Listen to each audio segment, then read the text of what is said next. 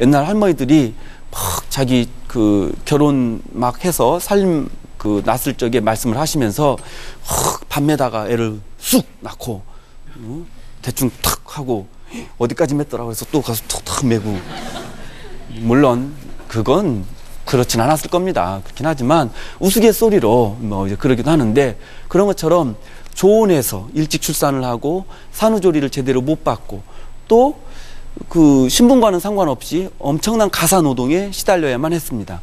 그러한 어떤 그 조건들은 그 여성의 평균 수명을 그 짧게 했다고 볼 수가 있겠죠. 그것만이 아니었습니다.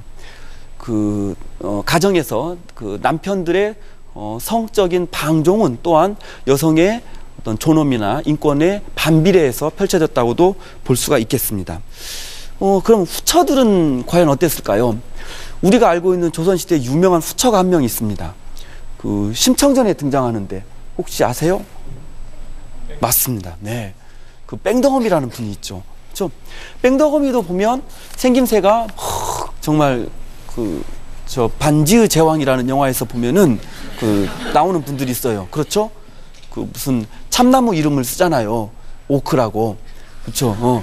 그런 분들이 있는데 그 뺑덕엄이가 그렇게 생겼대요. 거기 보면은 막 이렇게 그 이마가 이렇게 툭 튀어나왔고 코는 이렇게 떨어져 있고 여기가 얼굴이 얼겁고 또 곱사등이고 막 그런 것처럼 그렇게 썩 아름다운 외모는 아니었던 것 같아요. 더군다나 성품도 매우 간악해가지고서 집에 있는 신봉사의 그 쌀이니 그 심청의 그 목숨과 바꾼 거잖아요. 그걸 다 떡해 먹어서 먹고 또 동네 지나가는 뭐 스님들 총각들 따라다니고 뭐 술 먹고 술 먹은 다음에 곱게 먹고 자면 좋은데 옆집 가서 쌈질하고 막 이렇게 살았다는 거예요.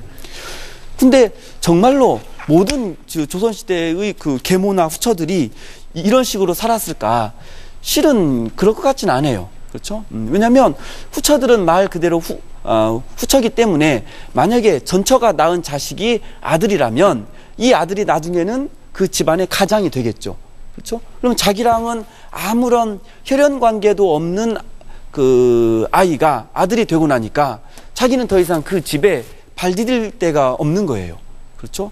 그래서 끊임없이 그렇다면은 자기의 어떤 가정 내의 어떤 지위나 권리를 유지하기 위해서는 끊임없이 남편과 전처의 자식들을 이간질을 시켜야 됐고, 아니면 자기가 낳은 아들이 그 집안의 장자가 되도록 뭔가 막 해코지를 해야 했다는 것이죠. 실제로 해코지를 했을 수도 있고 아니면 안 했을 수도 있지만 어쨌든 이런 어떤 그 조선시대 가부장제 하에서의 가정의 모습을 보면 계모와 또는 후처와 전처 자식 사이의 갈등이란 있을 수밖에 없는 현실이라고 볼 수가 있겠습니다. 정약용 선생께서 지은 흠흠신서라는 형법과 관련한 전문 서적이 있습니다. 거기를 보면 계모와 전처 자식 간의 살인 사건들이 아주 많이 열거가 되어 있어요. 그 내용을 보면 그 전처 자식이 죽었는데 계모가 막 구박을 해서 죽었다. 이렇게 해서 이러이러한 처리를 했다. 이런 내용들이 많이 나오게 됩니다. 가장 유명한 살인사건으로 영조 44년에 있었던 백필랑 백필의 자매의 어떤 살인사건을 들 수가 있습니다. 내용은 백필랑 백필의 자매가 죽었습니다. 그러자 원님이 그 계모를 데려다가 구박을 해서 네가 구박을 해서 백필랑 필애가 죽었다라고 그래서 때려 죽였어요. 박살을 했다고 나오게 됩니다. 그렇죠? 그런데 나중에 알고 봤더니 정말로 이 계모가 사악해서 죽었던 게 아니고 구박을 해서 죽었던 게 아니고 그 자매가 계모랑 갈등을 빚었는데 성격이 너무 모질고 표독스러워서 제 분에 못 이겨서 죽었던 거예요. 그런데 그것이 계모가 죽인 걸로 이렇게 처리가 된 것이죠. 정약용이 이걸 보면서 뭐라고 말을 하냐면 폐륜한 자식의 어머니는 비록 작은 이유라 하더라도 반드시 목숨이 떨어져야만 한다면 어찌 나라에서 효를 권장하고 악을 징계하는 도가 있겠는가라고 말을 했습니다. 백필랑 필의 자매 살인 사건의 심리 과정에서 보면 그 가족 구성원들이 등장을 합니다.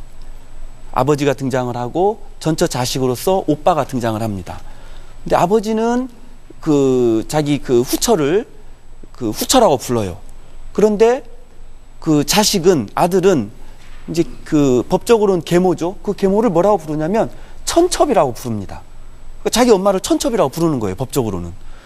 어떻게 보면 그 이 천첩이라고 부르는 그 아들의 성품 자체가 모질어서 그랬을 수도 있지만, 달리 보자면 계모가 자식에게까지도 자기를 그 어머니로서 정당하게 내세울 만한 보호막이 사회에 없었다는 것을 볼 수가 있어요. 즉 계모는 우리가 소설에서처럼 그렇게 악독하고 그런 여자가 아니라 사회적인 약자였다는 것을 알 수가 있습니다. 그 사례에서. 이러한 모습들을 보면 장화홍련전은 어떻게 보면 가부장제라는 야만적인 사회 제도를 제대로 고발하지 못하는 그 사회의 문제를, 가부장제라고 그 어떤 가정 내의 갈등의 진정한 원인을 제대로 드러내주지 못하는 저급한 고발 문학이라고 우리가 평가할 수도 있어요. 그러겠죠? 정말로 진짜 원인은 가부장제에 있는데, 그렇죠? 수많은 가정소설들에서 딸들이 죽어나가도 아버지는 한 번도 처벌을 안 받습니다. 아버지는 새로 장가를 들고 새로 결혼을 하고 새로 애를 낳습니다.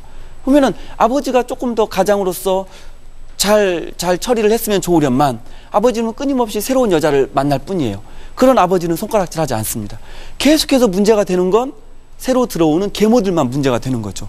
이렇게 보면 가정소설은 그렇게 썩 좋은 소설 같지는 않아요.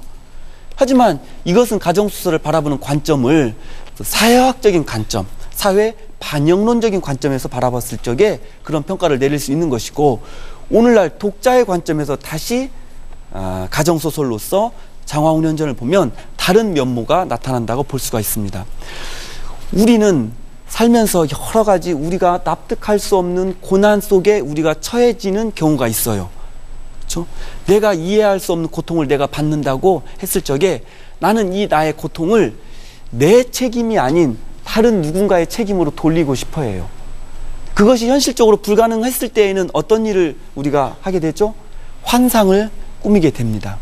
장화홍련전은 어떻게 보자면 어찌할 수 없는 고통 앞에서 조선시대 부녀자들이 만들어낸 환상, 위안으로서의 환상이라고도 볼 수가 있습니다.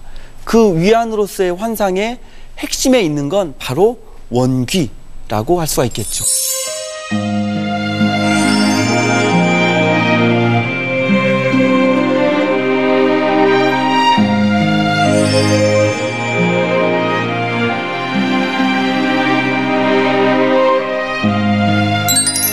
과연 위안으로서의 환상, 그리고 그 원귀는 어떻게 해서 탄생을 했는지 한번 살펴보시도록 하죠.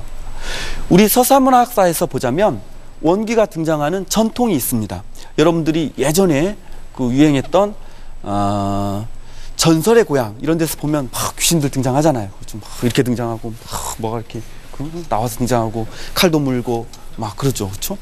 근데 왜 그러냐면 원귀가 등장하는 전통은 육신이 죽어요. 근데 죽긴 죽는데 원한을 가지고서 죽어요. 우리가 납득할 수 없는 사유로 애가 죽어요. 그러고 나면 그 원한에 대한 의식은 남아있을 거라고 사람들은 생각을 한다는 거예요. 그런데 육체가 죽었기 때문에 의식이 자유롭고, 의식이 자유로우니까 이 육체가 있었을 적에 육체를 구속했던 여러 가지 그 제약들로부터 이제는 자유롭게 돼요. 남녀 간에 또는 신분 간에 시간과 공간이라는 여러 제약들을 뛰어넘어서 자유롭게 이제는 다니게 되는 것이죠. 이 자유로움 속에서 이 원귀는 경계자가 되어서 이제 자기의 원한을 사람들한테 고발하고 어떻게 해결되었으면 좋겠다라고 말을 할 수 있게 됩니다. 그렇다면 장화홍련전에서 보자면 원귀가 탄생하게 되는 그 현실이 등장을 하게 됩니다. 그것을 다른 말로 하자면 원귀가 아니면 말할 수 없는 답답한 현실이 등장하게 됩니다. 그 구체적인 사건이 바로 낙태 사건이라고 할 수가 있습니다. 자, 계모가 들어왔죠. 그래서 봤더니 자기가 낳은 새 3형제보다도 전처가 낳은 딸들을 더 이뻐해요. 이 전처가 낳은 딸들을 어떻게든 해코지를 하고 싶어요. 근데 그 누구도 감히 대들 수 없는 어떤 음모를 꾸미고 싶어요. 그게 바로 낙태 음모였던 것이죠. 쥐를 잡아다가 껍질을 벗겨서 그것을 장화가 자는 방 이불 속에다가 집어넣습니다. 그리고 밤에 늦게 들어온 새벽에 들어온 아버지한테 그걸 보여줘요. 어떻게 할래?